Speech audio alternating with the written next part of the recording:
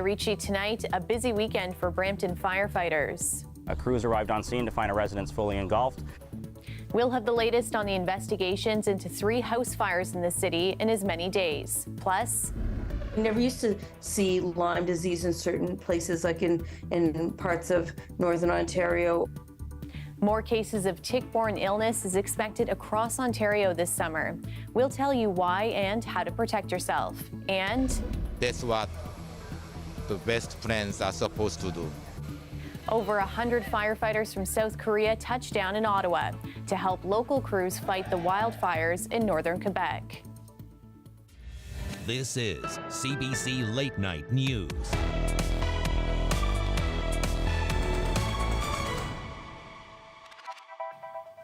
A man is in critical condition tonight after a house fire in Brampton. Crews have responded to 3 house fires in the city over the weekend, 2 of which were fatal. Tyler Cheese has the latest. It's been a tragic long weekend in the city of Brampton. First, a 2-alarm fire Friday morning. At approximately 10 a.m. this morning, we received a call for a residential fire in the area of Treeline Boulevard and Banks Drive in the city of Brampton. Firefighters put out the blaze, but a man was later located inside the residence. Unfortunately, despite the best efforts from field paramedics, the male was pronounced deceased on scene. Then, early Saturday morning, fire crews responded to another 2-alarm fire, this time in the area of Baltimore Drive and Bramley Road. Crews arrived on scene to find a residence fully engulfed, with information that there was an occupant still inside. Police say a woman was pronounced dead at the scene and a man was transported to hospital with non-life-threatening injuries. Another man who lived in the same house was taken into custody in connection with the fire. The relationship specifics as to the parties in the residence is unknown at this early stage in the investigation. And just hours ago, crews responded to a 3rd fire on Penny Royal Crescent where an elderly man was located in the basement without vital signs. However, they did manage to regain a pulse on scene, and he's since been transported to a trauma center and is in critical condition. Those who live near the scene of this latest fire say they're concerned for their neighbor. Well, I hope he's well for now. He's quick recovery, nothing serious. So far we haven't heard what's happening with him yet, if he's still under critical condition or if he's gonna survive it or what. They're also reminding one another to keep fire safety in mind at all times. If you're cooking, cleaning, doing whatever, just make sure that you have your eyes on things, make sure that your kids can't get to certain things, and just keep yourself safe. It's hot as well this summer, so we got to take precautions. The Ontario Fire Marshal is investigating all 3 fires. Tyler Cheese, CBC News, Toronto. Police are still searching for suspects after a quadruple shooting in Mississauga last night. It happened around 6:30 p.m. near a commercial plaza in the Queensway East and Stanfield Road area. Paramedics transported 3 people to hospital while a 4th victim made their own way for treatment. Police say one of the victims sustained life-threatening injuries, while the other 3 are in stable condition. Officers believe the shooting was targeted and say the victims were not cooperative. Police say the suspects fled the scene in a stolen pickup truck, which has since been located abandoned in Caledon. Anyone with information is asked to contact them. To Toronto next, where police have arrested a man and identified the victim of the stabbing on Friday. It happened near Markham Road and Lawrence Avenue East shortly before 12:30 p.m. First responders found a man that had been stabbed in the chest. He was transported to hospital but died from his injuries. The victim has been identified as 30-year-old Maxime Karakin. A 56-year-old man has been arrested and charged with first-degree murder in connection to the case.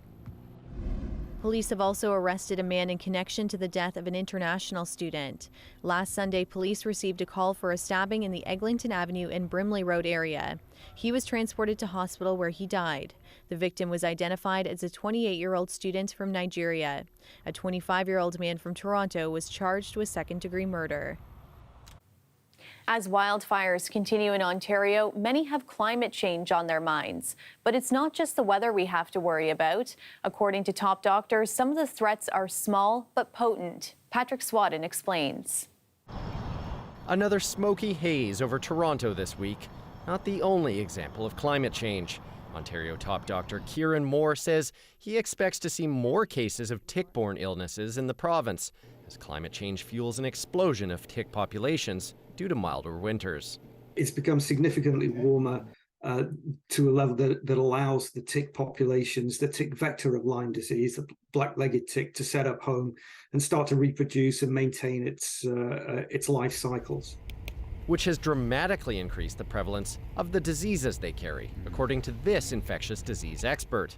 Now Lyme and these other diseases are spreading a lot more than before. We never used to see Lyme disease in certain places, like in parts of northern Ontario. And the increases have been dramatic, going from 144 reported cases in 2009 to over 2,000 last year. It's becoming harder and harder to isolate where actually Lyme is. But it's not just Lyme disease. Anaplasma babesia, possibly the Powassan-type viruses, will follow suit. Each of those diseases presenting a range of symptoms. Dr. Moore saying healthcare providers now required to report cases of each. Because the geography of the ticks are changing, I think we need a high index of suspicion to look for these things. Banerjee says she hasn't seen those diseases yet, but Lyme disease is on the rise. This climate change researcher contracted it in 2021. The symptoms were kind of fever, aches and chills, and the all-around feeling of feeling quite junky. While Trant says climate change is a key factor, human behavior also plays a role as developments encroach on areas where tick populations are established. Trant says we need to adapt and find ways to deal with them. Until vaccines are available for Lyme, ticks are going to be very much a part of our future. And so I think it's really about being as safe as we can. Which he says means frequent tick checks and checking with a doctor if one has been embedded for over 24 hours. So if you are headed for a hike in the woods, Dr. Banerjee's advice is insect repellent. Also, wear long sleeves, even on a hot one like today. And finally, function over fashion. Tuck those pants into those socks. It could save you a trip to the doctor. Patrick Swadden, CBC News, Toronto. Most Ontario landlords will be able to increase rent by up to 2.5% next year. That's according to an announcement from the province saying it will keep the increase at the same rate as 2023. The government is also noting that the rate is well below the average inflation rate of 5.9%. But some advocates say more needs to be done. It's basically a bit of a trick from the government to try to seem as they were acting on the housing crisis, but not really. I would just also add that it might be lower than the rate of inflation for many other products, but rent inflation has been an issue for many years, way beyond the inflation that you've seen in other sectors of society, and that has not been addressed.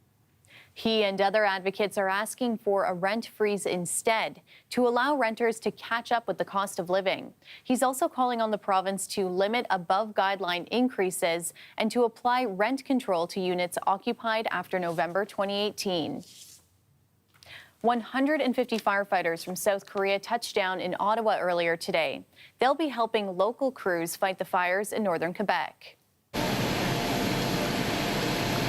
I'm expecting very wide and green areas with fire, so it'll be some tough for me, for us Korean firefighters.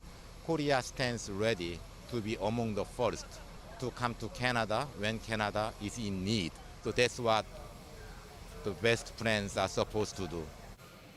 The firefighters will spend 2 days receiving technical instructions before being deployed to central and northern Quebec. They're expected to stay in Canada for about a month. According to Quebec Forest Fire Agency, roughly 100 fires are still active in the province. So far, more than 5,000 personnel from multiple nations have been deployed across the country to assist in what is officially Canada's worst wildfire season.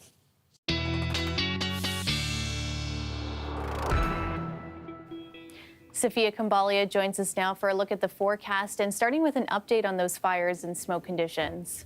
Yeah, certainly an unprecedented fire season, I would say. At a peak, over 2 million hectares in Quebec were burned, over 500,000 hectares in parts of northern Ontario. And the way the cookie is going to crumble over the next few weeks is whenever there is a northeast wind, the winds will bring that smoke and fine particulate matter down to southern Ontario. When it's a southeast or southwest wind, you will get that poor air quality and that smoke in northern and northwestern and northeastern Ontario. But here's the good news for now. After a weekend of a ton of rain, the fire danger rating actually across parts of Quebec and parts of north and eastern Ontario is actually rather low. That's good news for the short term, along with really good and improving air quality. Well, good, I would say in Ottawa, still about 24 hours of some poor air quality in parts of the southern Great Lakes Basin, especially for your Monday morning and your Monday afternoon. But after that, Tuesday, you can breathe a sigh of relief, very literally, as we have a couple days of fairly good air quality on the way. But unfortunately, with the ridge of heat and high pressure moving in for the long range, especially midweek, we could have, again, reinstating of that heat, that fire concern, and intense humidity. Now, coming up in the long range, we'll talk about how that humidity is fueling storms for especially a big kind of heat period midweek, along with when we can finally see some of the drier and cooler weather. Talia? Thanks, Sophia. You're welcome. Power lines are down, trees are uprooted, and homes are destroyed. Cleanup is now underway in Alberta's Mountain View County, where a tornado carved a 30-kilometer path of destruction on Saturday. Anis Haydari reports. On the ground, the aftermath seems unreal. It almost looks like airplanes crashed here, but what it is the total destruction of 2 homes that just have been shredded and spread everywhere. Eliza Humphreys lost a lot in the storm, including livestock. She was shocked to see how little was left. I got here and phoned my son and I said, there's nothing here. There's nothing here. It's all gone, right? Estimates put Saturday's tornado between 1 and 2 kilometers wide. Funnel cloud observed to the northwest of Carstairs. Hitting a rural area between Calgary and Red Deer, no major injuries, but homes were destroyed, like here, where a resident only survived by hiding in her basement. There is a significant amount of damage over a fairly big distance, and it is going to take some teamwork to get through it all. And it wreaked havoc for almost twice as long as a typical twister. At this time, we're looking at least 20 minutes. It's likely that it was on the ground a little bit longer. Experts say nearby high-risk areas didn't take as much damage, but community members are shocked at how quickly their surroundings changed. This is devastating. It's very surreal. You could drive by here, most days, and you see the big trees and the farms and stuff, and now it's just destroyed. It's amazing. Yeah, absolutely amazing. The official count stands at 3 houses destroyed and 6 more damaged. There's 15 residents who were affected by the tornado that came in here right now, so we're trying to help out with all the local residents. And locals are coming together as well. Even people Eliza Humphreys had never met before. It's a good community. Carstairs, Alberta is wonderful. The people here are wonderful, and they've really showed up and turned out to help. Even with that help, it could take years to rebuild what was taken away in just 20 minutes. Anis Haydari, CBC News, Calgary. Metrolinx has announced that GO train service between London and Toronto will be ending this fall. The route was part of a pilot project launched during the pandemic. Metrolinx says it was an arrangement established with CN and Via Rail, and it allowed them to operate with the existing infrastructure, including tracks and stations. The agreement will end on October 13th. In the meantime, Via Rail has announced it will bring back a train that used to run between London and Toronto before. Police in Baltimore are investigating one of the largest mass shootings this year. 2 people are dead, another 28 injured. They were attending a community block party. Nearly half of the victims are children, and no one has been arrested. Katie Simpson reports. In a neighborhood full of young families, the reality of this tragedy is setting in. The crime scene spans blocks, with reminders of the party that was underway when shots rang out, still in full view. This was a reckless, cowardly act of violence that has taken 2 lives and altered many, many more. It was shortly past midnight when the 911 calls came in. Police say at least 2 people pulled guns and opened fire at an annual block party in a public housing community. We don't know if they were targeted or if they were just shooting indiscriminately down the street or up the street. The victims range in age from 13 to 32. Of the 30 people shot, 14 are children. This is insanity. This cannot be the society that we are expected to live in. Local and state officials made familiar pleas for change to reduce gun violence, a demand Baltimore's top trauma surgeon has been making for years. I don't think it's written down anywhere that somebody has to pick up a gun and shoot another person. And so to me, these are 100% preventable. Dr. Thomas Scalia is the physician-in-chief at the country's only dedicated trauma hospital. He says it's rare that he doesn't have to treat a gunshot wound during a shift. Gun violence is so common in his city that when he sits down with a family to tell them their loved one is dead, it's not necessarily a shock. You know, these moms, parents, they're very grief-stricken that this has happened, but they're not actually surprised. It's part of the life in the city of Baltimore.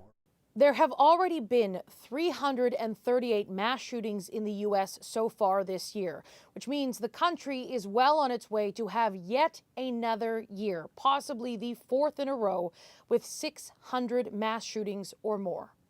Katie Simpson, CBC News, Washington. For a third night, 45,000 officers are being deployed across France to counter the ongoing riots that have followed Tuesday's fatal police shooting.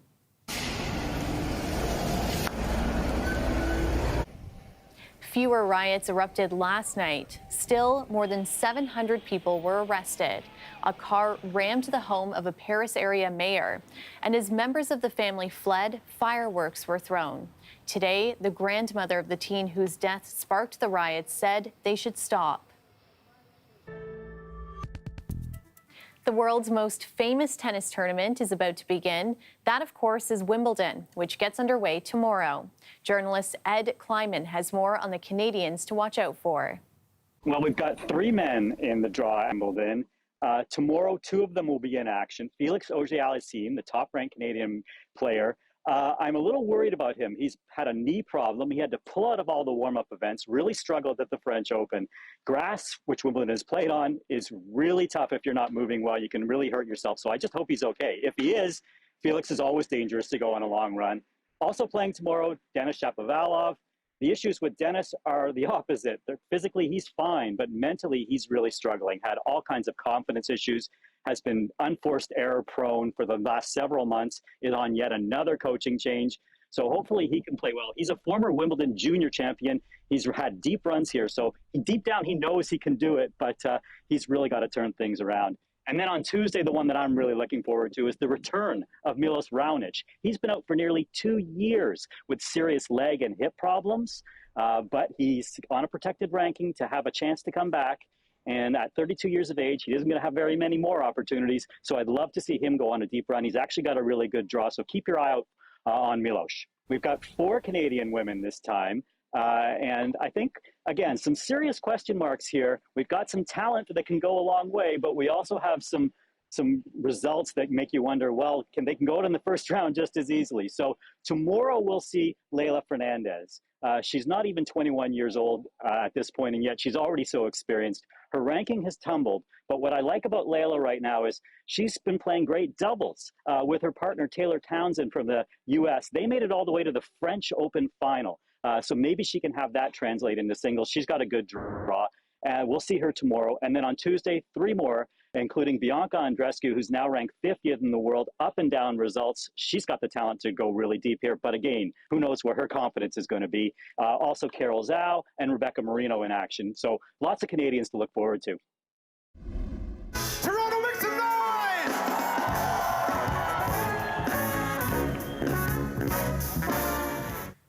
Some live jazz music today at the TD Jazz Festival. The festival is wrapping up its 36th year. It featured over 100 free live performances by musicians from across the world.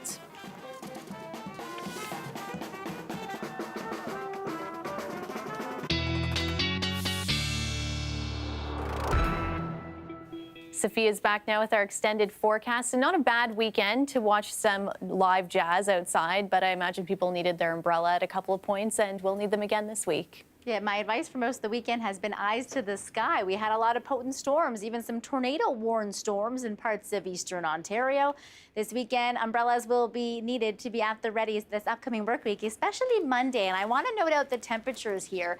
Normal for Toronto this time of year is about 25, 26. So our temperatures will be normal, but this upcoming work week, it's going to feel about 10 degrees warmer with the humidity. Still a little bit more rain to come, especially Golden Horseshoe and into southwestern Ontario over the next 24 hours.